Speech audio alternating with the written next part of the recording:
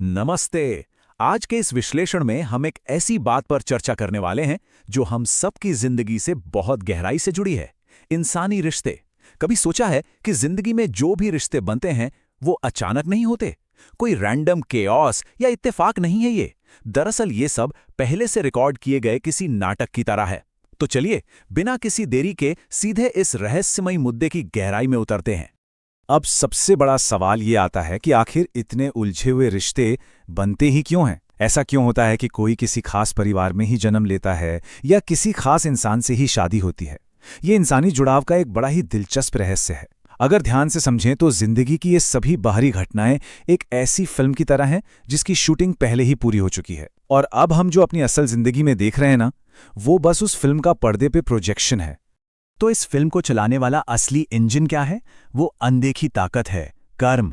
पिछले जन्मों के असर और किए गए काम एक तरह का कर्ज या बकाया बना देते हैं। आज हमारी जिंदगी में जो लोग आते हैं, चाहे उनका बर्ताव अच्छा हो या बुरा, वो दरअसल एक पुराने और पक्के हिसाब किताब को बराबर करने आए हैं। और सबसे बड़ी बात, अगर इस हिसाब को अभी क्लियर नहीं किया ना, तो ये अगले जन्म में भारी ब्याज के साथ वापस आएगा। इसलिए समझदारी इसी में है कि ये हिसाब अभी चुकता हो जाए। आगे बढ़ते हैं हमारे पहले मुख्य विषय की तरफ, भंगुर चेतना या द ब्रिटल कॉन्शियसनेस, और समझते हैं कि आखिर सिकुड़ना क्यों जरूरी है। जरा इस बारे में सोचिए, जब कोई हमारी तारीफ करता है तो अंदर से कितना अच्छा लगता है ना? एकदम विस्तार या एक्सपेंशन जैसी फीलिंग आती है।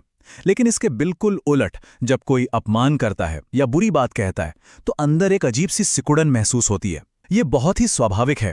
पर सबसे हैरान करने वाली बात पता है क्या है?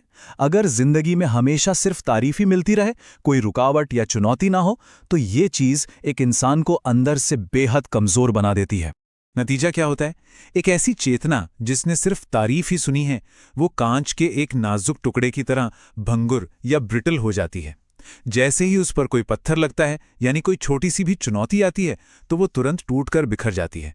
इसीलिए जिंदगी में आने वाले अपमान और चुनौतियों का भी खुले दिल से स्वागत करना चाहिए, क्योंकि यही वो चीजें हैं जो हमारे सूक्ष्म शरीर को मजबूत और लचीला बनाती हैं, ताकि छोटी छोटी बातों पर बिखराव ना हो। अब आते हैं हमारे अगले हिस्से पर, अजेय ज्वाला यानी दी अनकटेबल फ्लेम। चलिए देखते हैं कि अपनी आत्मा को, अपने स्पिरिट को कैसे सुरक्षित रखा जाए। ये एक बेहद शक्तिशाली विचार है। जरा कल्पना कीजिए, क्या कोई कैंची लेकर आग की लपट को काट सकता है? बिल्कुल असंभव। ठीक वैसे ही आत्मा एक आग की लपट की तरह है जिसे काटा नहीं जा सकता। किसी भी इंसान के कहे गए शब्द या चालें हमारी आत्मा की मूल भावना को बुनियादी तौर पर नुकसान नहीं पहुंचा सकती। ये बिल्कुल अनटचेबल है। तो फिर इतना दुख क्यों होता है? असल में ये सारा दुख, ये सारी परेशानी हमारी अपनी सख्त उम्मीदों की वजह से पैदा होती है। हमने अपने दिमाग में एक फ्रेम बना लिया है कि हमारे माता पिता, जीवन साथी या दोस्तों को कैसा बर्ताव करना चाहिए। सच तो ये है कि दुख इस बात से नहीं मिलता कि दूसरे क्या कर रहे हैं। दुख इस बात से मिलता है कि हम उन्हें अपनी उम्मीदों के सांचे में ढालने की कोशिश करते हैं, बजाय इसके कि उन्हें वैसे ही स्वीकार किया जाए जैसे वे सच में हैं। तो इन सब बातों को समझने के बाद आइए देखते हैं दूसरों के गुस्से की एक नई परिभाषा। या हम दो ऐसे शक्तिशाली माइंडसेट्स की बात करेंगे जो अंदर से बहुत ताकत देते हैं। जब भी सामने से कोई गुस्सा करे या चिल्लाए तो ध्यान रखिएगा, इन दो में से कोई एक रवैया अपनाया जा सकता है। पहला है कृतज्ञता यानी ग्रैटिट्यूड। ये सोचकर शुक्रगुजार होना कि चलो पुराने कर्मों का कोई बड़ा कर्ज आज चुकता हो रहा है। और दूसरा तरीका है करुणा यानी कंपैशन। गुस्सा करने वाले उस इंसान के लिए दया महसूस करना, ये सोचकर कि वो बेचारा अपने ही गुस्से से अपने लिए कितने दर्दनाक और नए बुरे कर्म बना रहा है। यकीन मानिए, ये दोनों ही नजरिए आपको अंदर से एकदम शांत और मजबूत बनाए रखते हैं। इस बात को एक स्टोर कीपर के उदाहरण से बड़ी आसानी से समझा जा सकता है। एक दर्जी की दुकान से क्या मिलता है? कपड़े। जूतों की दुकान से क्या मिलेंगे? जूते। और किराने की दुकान से जाहिर है राशन। बिल्कुल इसी तरह एक दुखी और आहत इंसान दूसरों को क्या दे सकता है? सिर्फ दुख। लोग आपस में केवल वही भावनाएं बांट सकते हैं जो उनके खुद के अंदर गहराई तक भरी हुई हैं। इसलिए सिर्फ सतह पर देखने के बजाय थोड़ा गहराई में झांकना बहुत जरूरी है। कई बार जो बहुत ज्यादा गुस्सा या चीखना चिल्लाना दिखता है ना, उसकी जड़ में दरअसल बहुत गहरा प्यार, लगाव या फिर उनका कोई अपना बहुत गहरा अंदरूनी दर्द छुपा होता है। अगर कोई करीबी इंसान गुस्सा कर रहा है तो हो सकता है कि उन्हें बहुत ज्यादा फिक्र हो या वो खुद किसी भारी तकलीफ में हो। जैसे ही हम इस नजरिए से देखना शुरू करते हैं तो देखने का पूरा नजरिया ही बदल जाता है। अब बढ़ते हैं एक बहुत ही रोचक मुद्दे की तरफ, किस्मत बनाम आजादी या फेट वर्सेस फ्री विल। आइए देखते हैं कि हम अपना नियंत्रण वापस कैसे ले सकते हैं।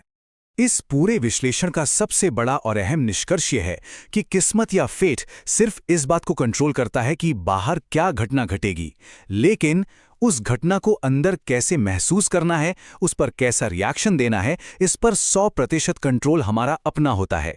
यानी बाहरी घटनाओं की रिकॉर्डेड फिल्म भले ही पहले से तय हो, पर उस फिल्म को देखकर अंदर से क्या महसूस करना है, ये हमारी अपनी स्वतंत्र इच्छा है, हमारी फ्री विल है। अब सवाल यह है कि इस अंदरूनी प्रोसेसिंग पर महारत कैसे हासिल की जाए। इसके 3 बहुत ही असरदार टूल्स हैं: ज्ञान, विजडम, विद्या, नॉलेज, और ध्यान, मेडिटेशन। ये वो प्रैक्टिकल और एक्शन लेने योग्य तरीके हैं जो हमें अंदर से केंद्रित रखते हैं। सिर्फ ध्यान और ज्ञान की मदद से ही सूक्ष्म शरीर को इतना मजबूत बनाया जा सकता है कि कोई उसे हिला न सके।